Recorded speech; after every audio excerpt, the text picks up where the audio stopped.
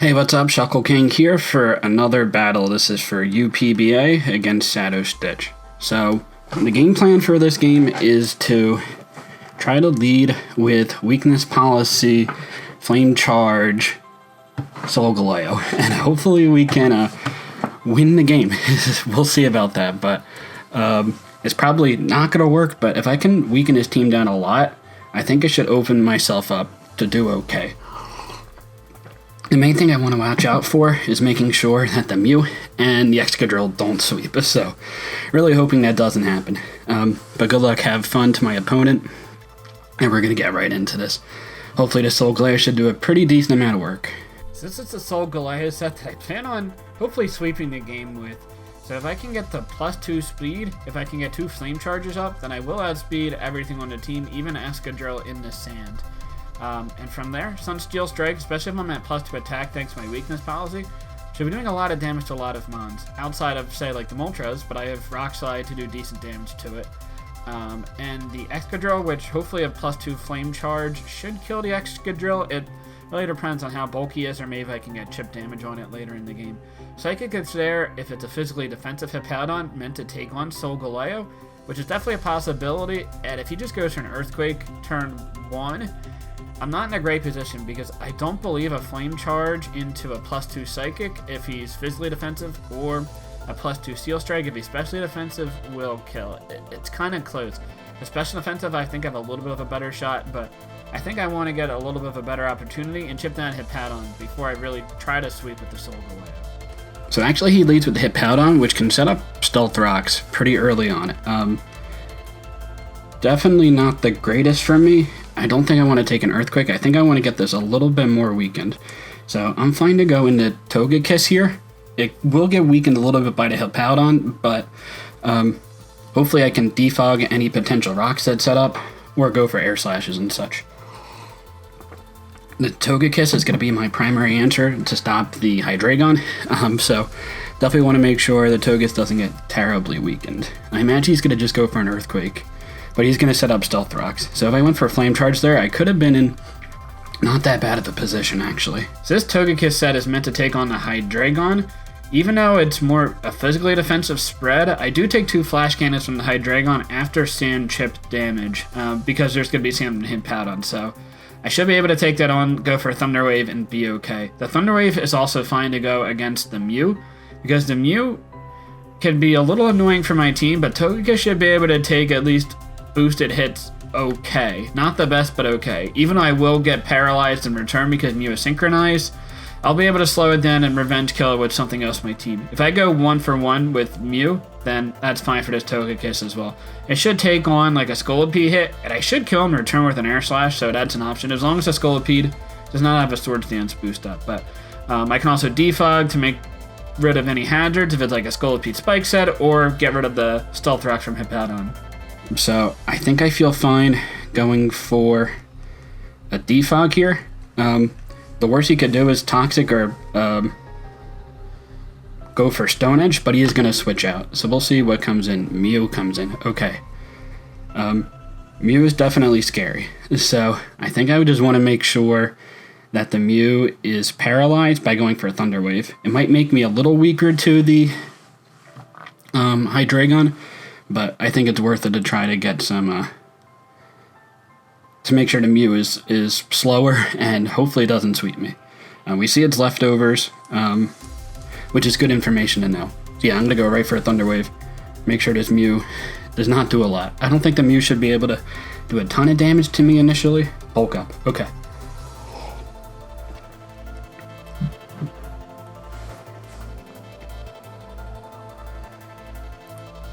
So fortunately, Zarude has Darkest Lariat, so it's going to ignore the stat changes.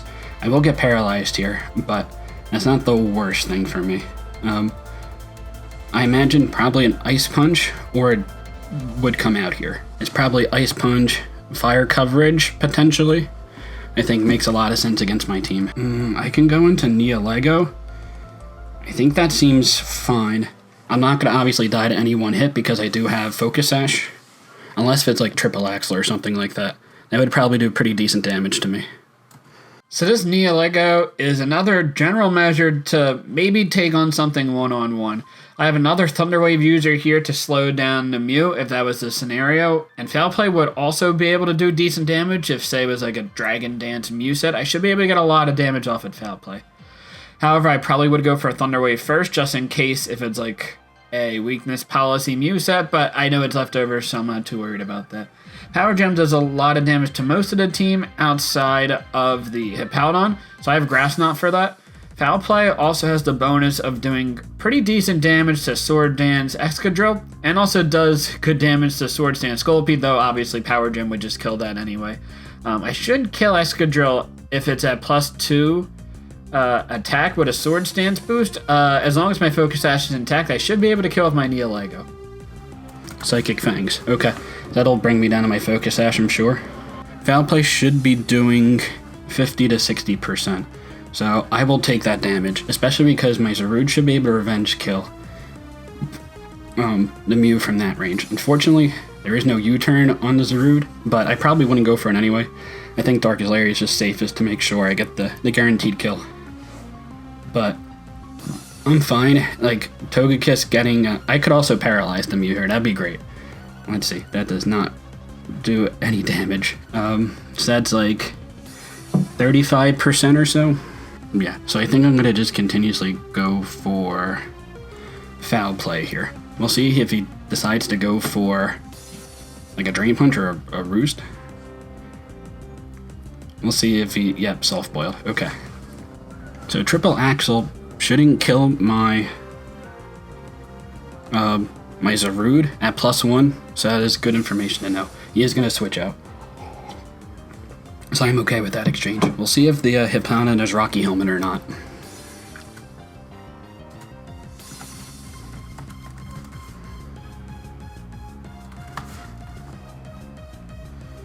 It does 13%, so it is Rocky Helmet.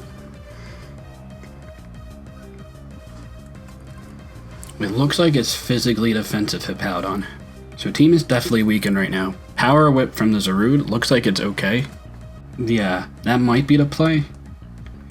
I can also go into Solgaleo. That kind of seems risky. I think I'm fine going into Zarude. This will bring in the Moltres most likely. So this Zarude allows me to take on the Excadrill. If the Excadrill's X-Scissor, Zarude would normally die to the hit, but because of Tanga Berry, I will always live the hit, and I should kill with Close Combat in return to with my attack investment. The speed is there to outspeed the Mew, and Tanga Berry with my defense and HP investment will actually allow me to live a Mega Horn from a Scolipede as long as it's not Life Orb. So I don't know if that situation will come, and I probably wouldn't rely on that. I'd probably switch my Landorus instead, but the Zarude could take the hit, and I think the Zarude looks pretty good this game.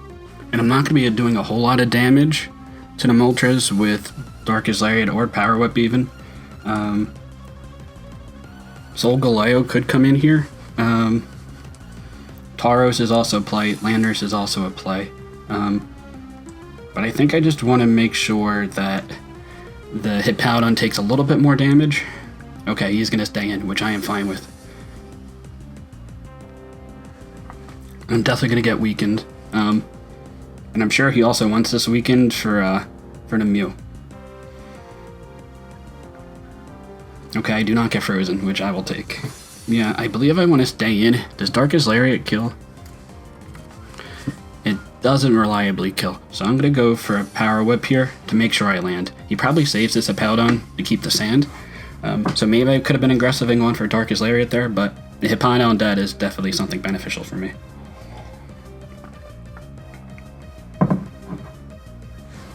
That does 15% damage, so I can see if that's more physically defensive, so that way my Solgaleo could kill the Rock Slide. It's kind of tough to tell the damage output. I think I want to save the Zarude. You could go for a Will-O-Wisp here. Togekiss can be a play. I think that seems fine. We'll go for an Air Slash here. Yeah, I can't really tell if that's, based on that damage, it could either be, like, no HP to max HP. It's, like, right in between that roll there. Let's see. He's going to switch out. What's he going to go into? Excadrill, predicting the rock coverage. Yeah, we're going to go right into Landrush here. Ironhead might do a little bit of damage, but I am pretty physically defensive with my Landrush. I shouldn't take a lot of damage. So this Landorus here is meant to take on hydreigon. It can take a life-orbed Draco Meteor after rocks, and then I should kill and return with a superpower and have leftovers recovery, which is great. Toxic is there to get damage on the Mew if it came down to that. Fly is there to hit the Scolipede for a little bit of damage, but hits the Tangrowth for a lot harder damage, but the Tangrowth didn't come this game. Toxic also hits the Hippowdon, though I imagine Hippowdon would probably have Ice Fang, as you saw it did have Ice Fang. Earthquake is there for just general damage. There is potential that he is Magnet Rise, but I do have superpower on my Landrush to try to avoid that. I'll probably go for the superpower if he goes for like a Sword Stance here.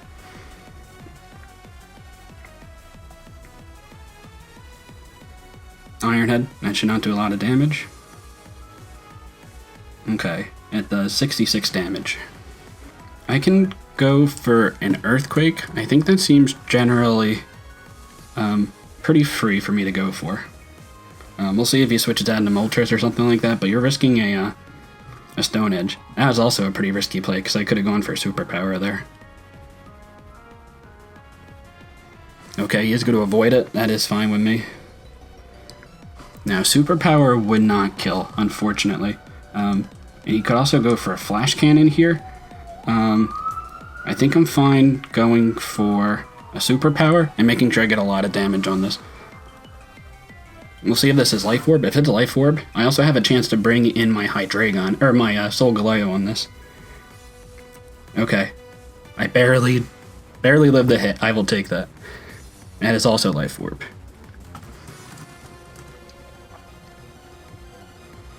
And I actually do pick up the kill. That is pretty cool for me. So this Scolipede can set up a Sword Stance right now. This is a tough call. I either go for the Fly or go for the Earthquake to guarantee damage. We can go for the Fly to see. He might not have Protect. He's going to go for Sword Stance. So I doubt it's going to be Sword Stance and Protect Scolipede. It potentially could be, and I'd be in pretty bad trouble if it were. I also would be in pretty bad trouble if I do miss this Fly. I will get a little bit leftovers recovery, which is something, I suppose. I would kill the Scolipede unless if it's Focus Sash. He's gonna go for Sword Stance. Oh no, is it Focus Sash? That would be pretty bad if we're Focus Sash. Or I miss. Okay, I do land the hit. That is very bulky. Wow. So at this point I forget that my Landorus is -1 attack because of the superpower, so it's looking like this Scolipede is significantly more bulky than I anticipated. And because I think it's a bulkier spread, like it had to be like max HP, max defense to take that little damage from the Fly if I was at normal attack, then it's probably not that strong of a Scolipede, but you'll find out that that's not the case. I think I have to switch out. Does my Solgaleo probably doesn't take an Earthquake. I'm going to have to sacrifice something here and go for an Intimidate with my Landrush to get it to +3. I don't believe a +3 Earthquake is going to kill my Solgaleo. Going to go for a Poison Jab. That is okay. So Poison Jab probably does not kill me. I think we are going to... Well, actually, it probably does kill me, but it won't kill me a +2 attack. So that's a tough call. Yeah, Earthquake will not kill my Solgaleo, which is fine, but I think I want to bring it into +2 attack. So we'll see if he goes for a Sword Stance here. That'd be kind of crazy if he did, but it is a potential move. I probably lose if he does go for a Sword Stance here. He's going to go for Mega Horn. Okay. So Mega Horn and Poison Jab is the coverage options. We will go for an Air Slash here. Make sure we pick up this kill. If he goes for Sword Stance and I miss, then so be it.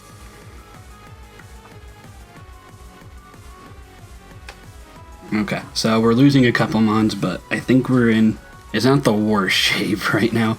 Scolipede is being a little bit annoying, but my Landorus should be able to revenge kill it at +2, unless he gets like a crit or something like that. Even if I don't kill, that's actually an option. Maybe I don't even go for the kill here. But the thing is, I want to make sure that I pop the weakness policy, so I think I have to go for the kill. Yeah, Earthquake. I'm not going to go for the fly because I can miss. Scolipede doing some damage. It shouldn't pick up the kill here. He does pick up the kill. I think I have to go into Solgaleo here and go for a Flame Charge. It's not looking great right now. But that's okay. Maybe the Solgaleo will pull out the win here. So we will go for the Flame Charge. We'll see if he switches out or something. Oh, he has Earthquake. Oh, I actually lived the hit. That's pretty clutch. The problem is that the excadrill is still alive, so I can't go for... I did not even think about that it was I thought it was just 2 attacking moves. I don't know why I completely blanked there, but I do get the Flame Charge off on the Scolipede. That's pretty cool. The hit pattern's gonna come out. I think I have to stay in and claim the kill. Yeah, so I'm going to get this kill here. I think I probably lose this game again. That's unfortunate. The hit pattern is going to go down, but because I only have +1 speed, I will not outspeed the excadrill. I need a +2 speed. But the problem is if I went for another Flame Charge, then I would have died to the Rocky Helmet recoil, and I wouldn't have killed the Hippowdon there. So he's thinking about it. Maybe he's a Sand Force Excadrill or something like that, but no. Flame Charge is the strongest option here. Yep, he's going to just go for an Earthquake and pick up the kill. And I believe he's going to pick up the win here. Pretty good win for him.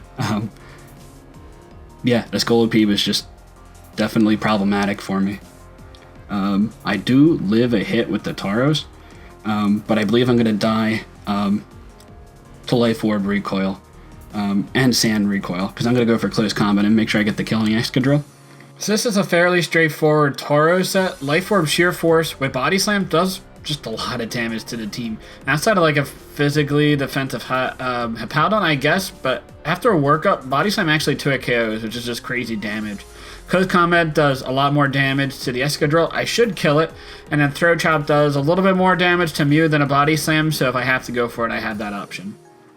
So we're going to go for the close combat here. I should live any one hit, but I don't think I'm going to live long enough.